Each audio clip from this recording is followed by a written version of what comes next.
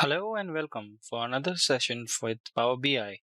In the previous session, we studied what different data sets which can be connected, how do we create relationships between the data, the ways to import the data.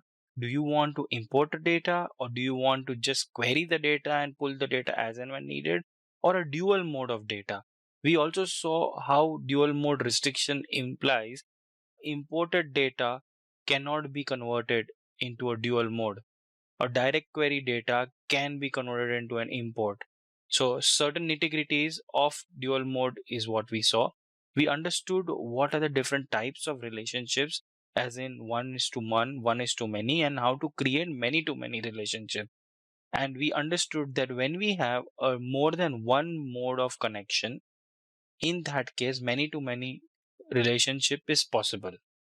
We also saw what is cross filtering. We also took an example, as in what does single site cross filtering and dual site cross filtering do.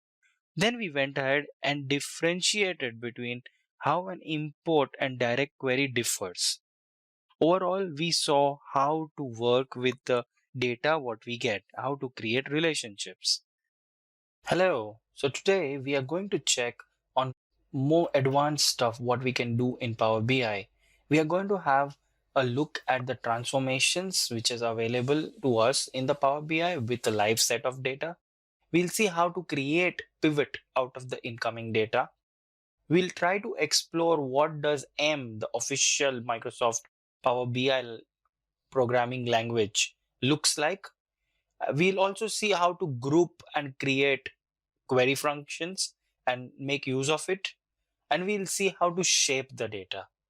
Overall, this is a much advanced topic to cover, and we'll go into much deeper details with each of the bullet points what we have.